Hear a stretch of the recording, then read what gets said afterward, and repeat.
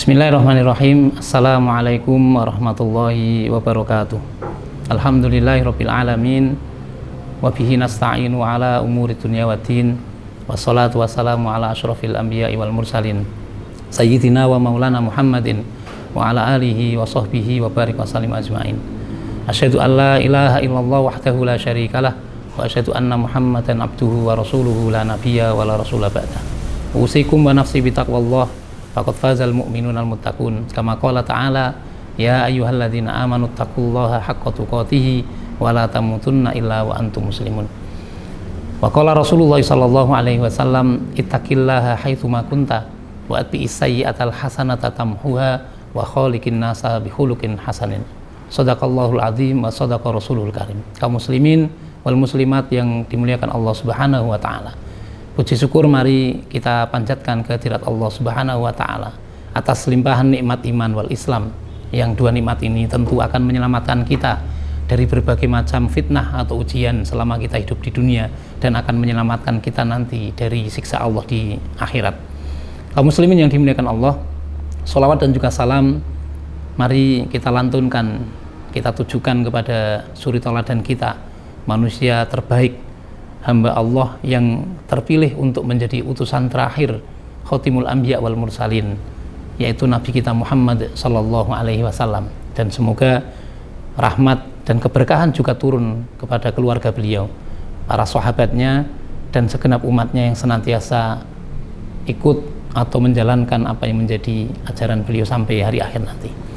Kaum muslimin wal muslimat yang dimuliakan Allah Subhanahu wa taala, kita bersyukur bisa menjalankan ibadah di bulan Ramadan, bertemu dengan bulan Ramadan yang tentunya bulan Ramadan ini sudah dinanti-nanti oleh setiap muslim.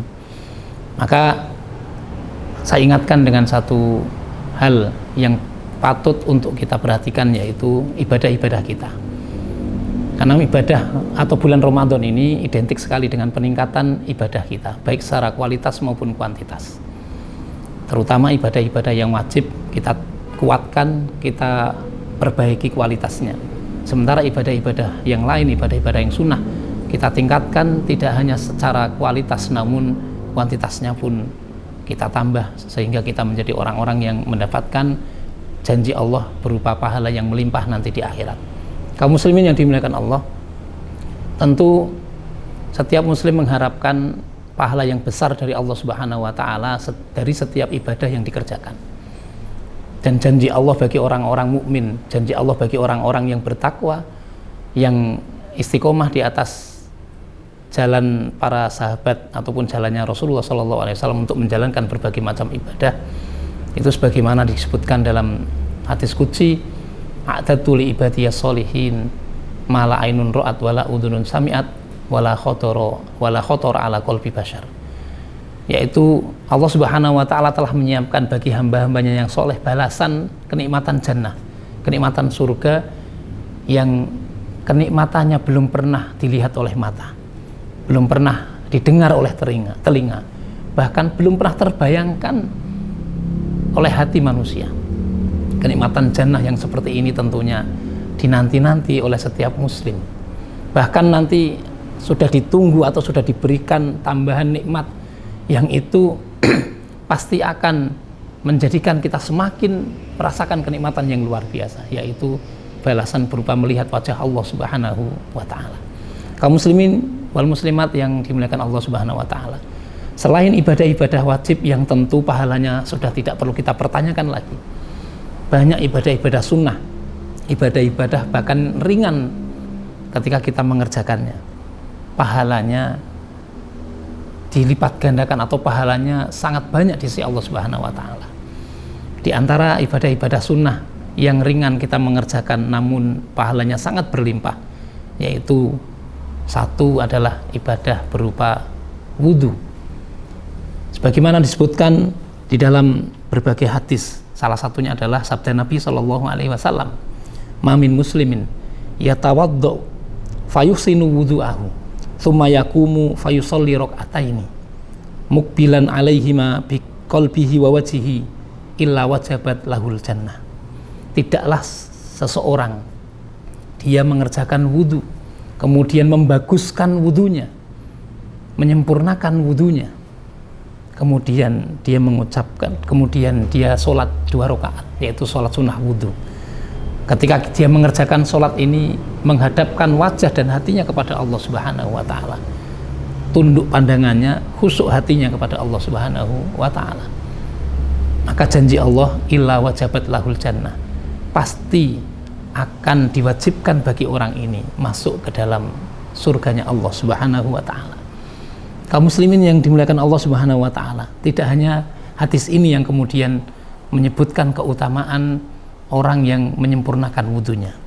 Hadis yang lain yang diriwayatkan oleh Imam Muslim, sabda Nabi sallallahu alaihi wasallam, "Ma minkum min ahadin yatawaddo fayublihu aw fayusbihul wudu'a thumma yaqulu asyhadu an la ilaha illallah wa asyhadu anna Muhammadan abdullahi wa rasuluh illa futihat lahu abwabul jannah ats-tsamaniyah yadkhulu min ayyisha yadkhulu min ayyiha syaa."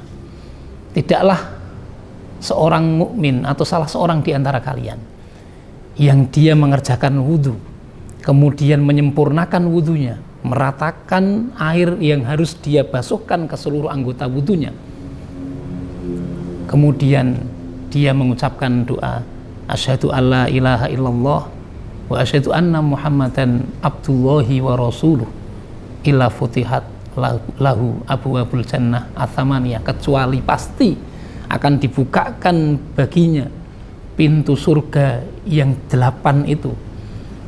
Yadkhulu min ayyisha, dia akan bisa memasuki jannah, atau yadkhulul jannah, ya, ayyisha, dia bisa memasuki jannah melalui pintu manapun yang dia inginkan. Maka kaum muslimin wal muslimat yang dimuliakan Allah, tentu ini sungguh sangat membahagiakan bagi kita. Amalan yang sangat ringan, amalan yang sangat mudah untuk kita lazimi tentunya, yaitu menyempurnakan wudu, kemudian membaca doa berupa kalimat syahadat, namun balasan yang Allah berikan berupa masuk ke dalam jannahnya melalui pintu manapun yang diinginkan. Kaum muslimin yang dimuliakan Allah Subhanahu wa Ta'ala, amalan yang lain atau amal ibadah yang lain yang akan mendatangkan pahala yang melimpah dari Allah Subhanahu wa Ta'ala untuk kita, yaitu sholat sunnah qobla subuh atau qobliyah subuh, atau biasa kita kenal dengan sholat sunnah fajar. Sebagaimana disebutkan dalam hadis Nabi yang mulia yang diriwayatkan oleh Imam Muslim dan juga Imam At-Tirmidzi, raqatal fajri khairun minat dunya wa ma fiha. 2 rakaat sholat sunnah fajar itu nilainya atau pahalanya, keistimewaannya, keutamaannya jauh lebih baik dibandingkan dengan dunia ini dan seisinya. Kaum muslimin wal muslimat yang dimuliakan Allah, siapa di antara kita yang tidak menginginkan kemuliaan pahala sebesar dunia dan seisinya ini? Pasti kita semuanya menginginkan hal itu.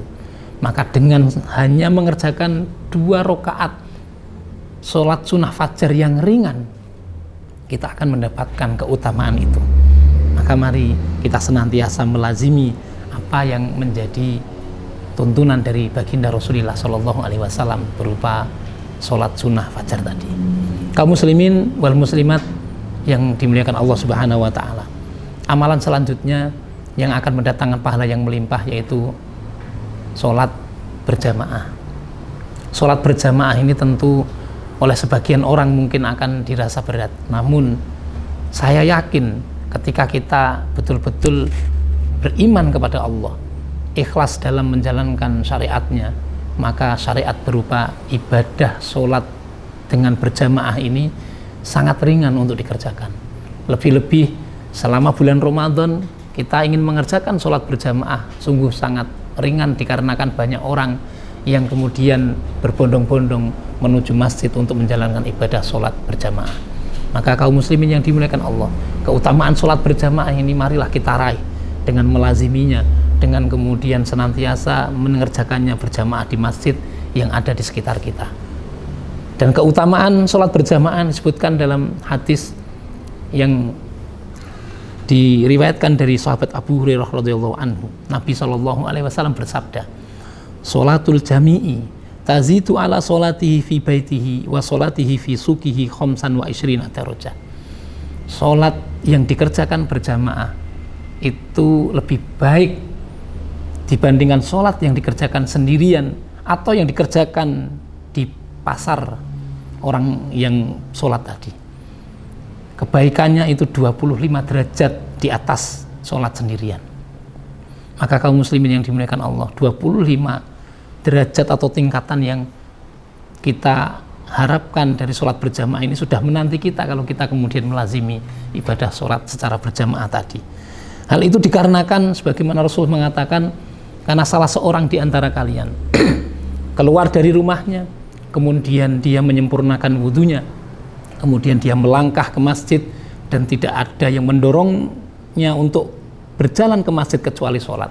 Kemudian dia menunggu sampai sholat itu ditegakkan, kecuali Allah akan karuniakan kepada dia setiap langkahnya kebaikan untuknya, setiap langkahnya dihapuskan dosanya, bahkan setiap langkahnya meninggikan atau meningkatkan derajatnya di sisi Allah satu tingkatan.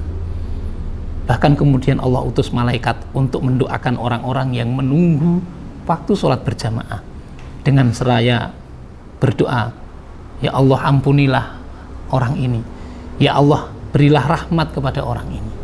Bahkan selama kita menunggu waktu sholat ditegakkan, kita dituliskan pahala sholat selama kita menunggu, walaupun kita menunggu dengan berdiri ataupun hanya sekedar duduk saja. Maka kaum muslimin yang dimuliakan Allah, ibadah sholat berjamaah ini tentu harus kemudian menjadi bagian yang harus kita perhatikan untuk kita lazimi secara terus menerus.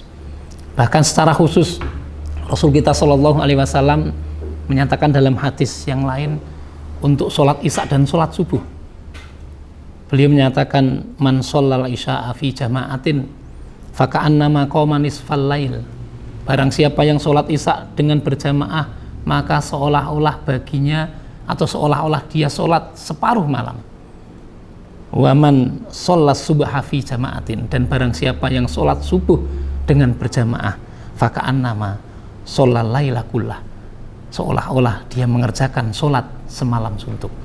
Kaum muslimin yang dimuliakan Allah, sholat subuh berjamaah, sholat isya berjamaah memang agak berat kalau kita kerjakan dan kita lazimi, namun akan ringan kalau kita sungguh-sungguh ingin mengharapkan keridhaan Allah Subhanahu wa Ta'ala, lebih-lebih di bulan suci Ramadan ini. Maka mari kesempatan yang Allah berikan kepada kita, kita gunakan dengan sebaik-baiknya untuk meraih pahala sebanyak-banyaknya dari Allah Subhanahu wa Ta'ala dari ibadah-ibadah yang sudah kami sebutkan tadi. Semoga bermanfaat apa yang kami sampaikan pada kesempatan kali ini. Semoga kita semuanya diberi taufik oleh Allah Subhanahu wa Ta'ala untuk bisa melazimi amal-amal ibadah yang wajib dan juga yang sunnah, sehingga kita mendapatkan keutamaan yang telah Allah janjikan untuk kita berupa jannah yang kenikmatannya belum pernah dilihat oleh mata, belum pernah didengar oleh telinga, bahkan belum pernah terbayangkan sedikit pun oleh hati manusia. Semoga kita semuanya diberi hidayah oleh Allah Subhanahu wa Ta'ala untuk selalu istiqomah di atas jalan ibadah kepada Allah Subhanahu wa Ta'ala. Subhanakallahumma bihamdika asyhadu an la ilaha illa anta astaghfiruka wa atubu ilaik. Akhirul kalam, wassalamualaikum warahmatullahi wabarakatuh.